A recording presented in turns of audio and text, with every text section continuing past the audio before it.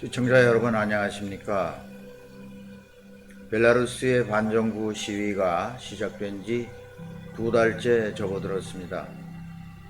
반정부 시위, 그동안 루카셴코 대통령이 9월 29일 기습적으로 취임식을 가지면서 반정부 시위는 더욱 거세지고 있는 그런 느낌입니다. 유럽연합은 올해 난항 끝에 벨라루스에 대한 제재에 합의한 바 있습니다. 유럽 EU 상임 위원장은 27개의 회원국이 10월 2일 벨라루스를 제재하는데 극적으로 합의를 하게 됩니다. 긴 토론 끝에 부정선거와 시위 탄압에 연루된 벨라루스 정부 고위 관리 약 40여 명에게 제재를 가하기로 합의했다고 합니다. 현재 EU와 미국 등 주요 서방국가도 대선 결과를 인정하지 않고 재선거를 해야 한다. 재선거를 하라. 그런 입장과 그런 요구를 하고 있는 실정입니다.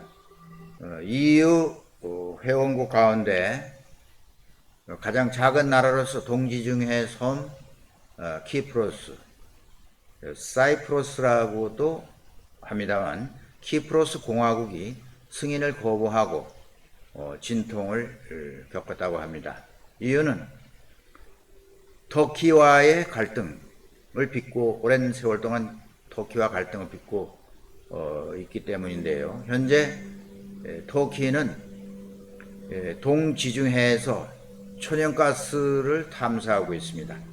키프로스뿐만 아니라 그리스와도 이 문제로 인해서 영유권 분쟁을 벌이고 있기 때문에 키프로스는 벨라루스 제재에 앞서서 EU가 터키를 먼저 제재해야 된다. 그래야 우리가 같이 공조할 수 있다. 그런 요구를 해왔던 겁니다. 터키는 EU에 가입하지는 못하고 있는 나라죠. 터키의 사정은 EU 회원국에 가입하기를 아주 바라지만 EU가 유럽 회원국 기준에 맞는 경제사회적 개혁을 요구하면서 난색을 보여오고 있기 때문입니다. 그런데 동의를 이끌어내기는 합니다. 유럽연합 정상들이 키프로스와 그리스에 대한 강력한 지지를 거듭 확인합니다. 키프로스와 그리스의 편을 드는 그러한 제스처를 쓰게 되는 거죠. 그런데 동의를 이끌어내긴 합니다. 유럽연합 정상들이 키프로스와 그리스에 대한 강력한 지지를 거듭 확인하면서 설득한 것으로 알려졌습니다. 키프로스는 이번 벨라루스 사태를 계기로 자국의 입지에 유리하도록 EU를 움직이는 기회를 한번 잡아보겠다. 그런 의도인 것으로 보입니다. 키프로스에 대한 정상들 의지는 EU 정상들 의지는 터키가 만일 해저 시추 활동을 계속하면 엄중한 조치로서 터키에 대해서 엄중한 조치를 가할 것이다. 터키는 엄중한 조치에 직면하게 될 것이다. 이런 경고도 했다고 합니다. 그러면 터키 입장은 어떤가? 터키의 주장은 어떤지 한번 터키 대통령 제레프 카이프 에르도안, 이분이 이제 터키 대통령인데 EU가 그리스와 키프로스의 기만 전술에 빠져들었다. 터키 입장은 그렇습니다. EU 국가들이 키프로스하고 그리스를 지지하는 듯한 그런 움직임에 대해서 터키 정부는 그래도 대화는 할 각오가 되어 있다. EU와 대화는 할 각오가 되어 있다. 이렇게 얘기를 합니다. EU 제재 대상에 벨라루스 대통령은 포함되지 않았군요. 부정선거와 평화적인 시위 탄압에 연루된 벨라루스 관리 40여 명만 제재 대상에 명단에 올랐는데요. 핵심 인물이 빠졌다는 비판의 소리가 상당히 높습니다.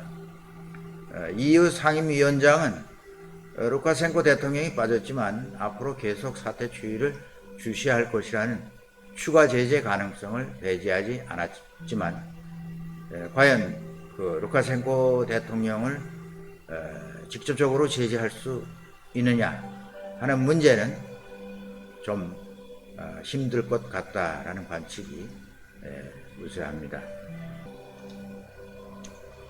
독립 후에 한동안 러시아와 소원했지만 최근에 좀 가까워지는 그런 관계에 있습니다.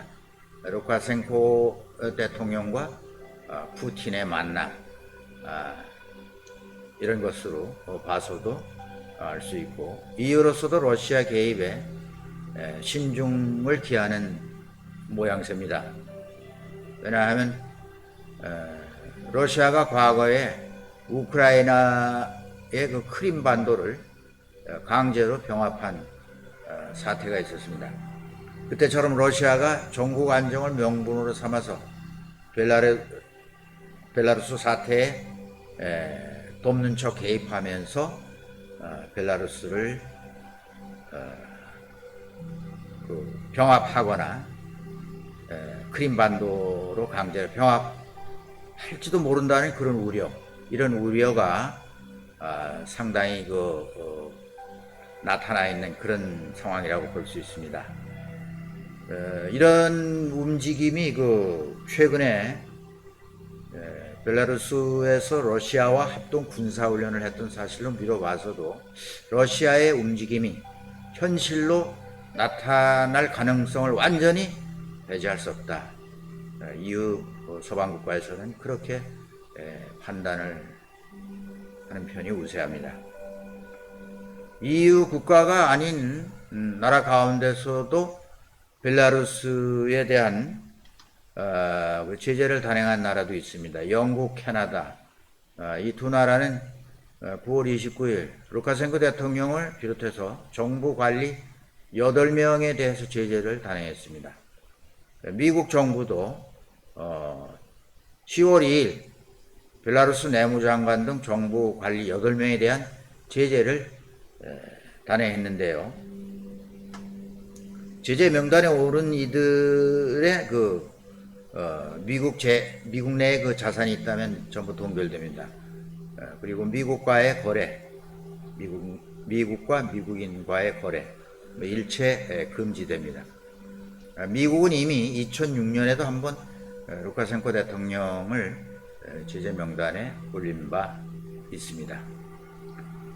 벨라루스 정부의 EU 결정에 대해서 벨라루스는 외무부에서 2일 성명을 냈습니다. EU 조치에 대한 대응으로 벨라루스 입국 금지자 명단을 작성했다. 이렇게 밝혔습니다. 과연 벨라루스 정부가 누가 입국 대상자에 올랐는지 그런 자세한 부분에 대해서는 공개하지 않았습니다만 벨라루스도 여기에 대한 대응을 하고 있다는 점, 그리고 EU가 벨라루스를 제재한다면 벨라루스는 벨라루스 영토를 통과하는 모든 서방 국가의 물류 수송, 이런 면에서 그 이동을 차단하겠다, 이렇게 위협했습니다. 러시아도 마찬가지로 벨라루스의 입장을 두둔하고 나서는 그런 편입니다. 벨라루스의 그 국가적인 위치가 앞서 우리가 지도상에서 확인했지만은 러시아와 인접해 있어서 러시아와 EU 국가 사이에 끼인 벨라루스의 입장으로서는 나름대로 벨라루스의 지정학적인 그러한 장점도 있지만 단점도 있지만 장점도 있다, 이렇게 우리가 인정할 수밖에 없습니다. 다음 시간에도 벨라루스 사태를 둘러싼 서방 국가와 러시아 움직임에 대해서 말씀드려 보겠습니다. 오늘은 여기까지 하겠습니다. 여러분 시청해 주셔서 감사합니다. 안녕히 계십시오.